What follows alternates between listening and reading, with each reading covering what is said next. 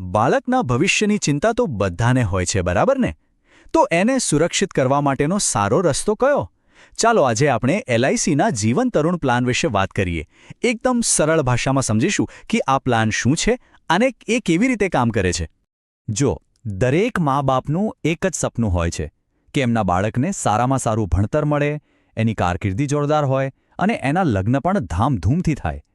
આ બધા સપના પૂરા કરવામાં મદદ કરવા માટે જ જીવન તરુણ પ્લાન બનાવવામાં આવ્યો છે. એક રીતે આ સપનાઓની ગેરંટી જેવો છે. તો ચાલો હવે મુદ્દા પર આવીએ. આ જીવન તરુણ પ્લાન છે શું? એ કામ કઈ રીતે કરે છે?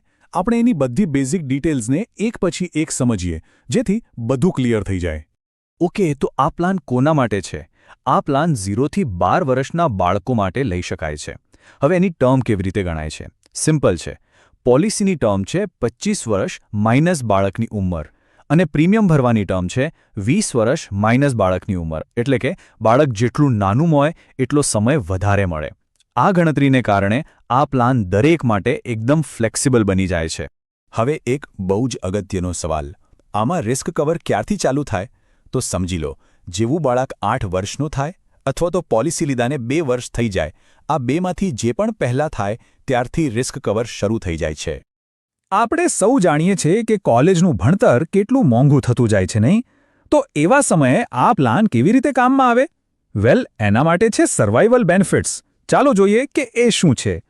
તો જુઓ, જેવું બાળક 20 વર્ષનું થાય ત્યારથી એને પૈસા મળવાના શરૂ થઈ જાય છે.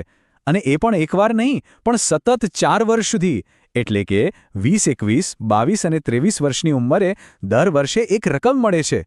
વિચારો, કોલેજના સૌથી અગત્યના વર્ષોમાં આ કેટલી મોટી મદદ કહેવાય. હવે આ જે પૈસા મળે છે એનો ઉપયોગ ક્યાં થઈ શકે?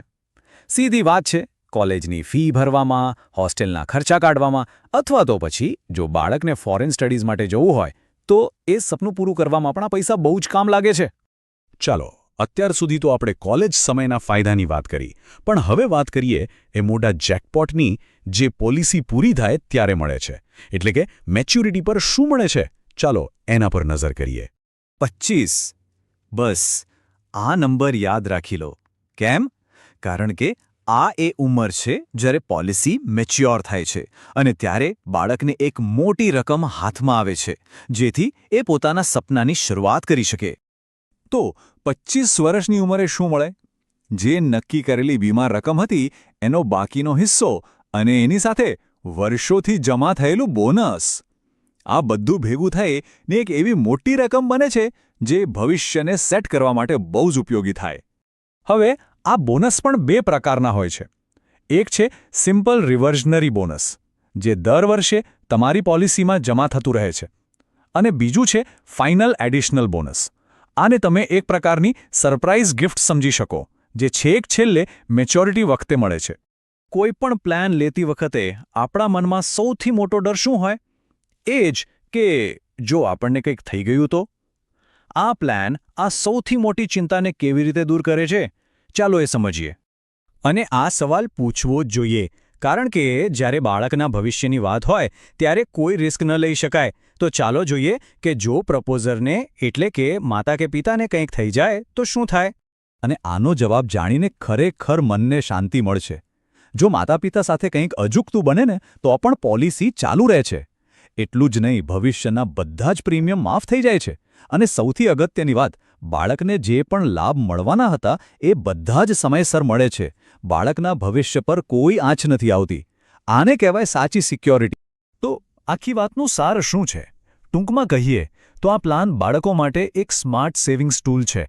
એમાં રેગ્યુલર ઇન્કમ પણ છે અને બચત પણ વધતી રહે છે. અને આ બધાની ઉપર છે LICનો ભરોસો અને લાંબા ગાળાની સુરક્ષાની ગેરંટી. આ વાત એકદમ સાચી છે. આજની થોડી બચત, આવતીકાલની મોટી ખુશી. આ પ્લાનનો આખો સાર બસ આ એક લાઇનમાં આવી જાય છે. આજે જે નાની બચત કરીએ છીએ એ જ કાલે આપણા બાળકના ચહેરા પર મોટી સ્માઇલ બનીને પાછી આવે છે. એટલે છેલ્લે બસ એટલું જ કહીશ કે જીવન તરુણ પ્લાન ખાલી એક પોલિસી કે પૈસાની વાત નથી. આ તો બાળકના સપનાને પાંખો આપવાની વાત છે. એના ભવિષ્યનો પાયો મજબૂત કરવાની વાત છે. તો બસ આજના માટે આટલું જ. આશા છે કે આ માહિતી ઉપયોગી થઈ હશે.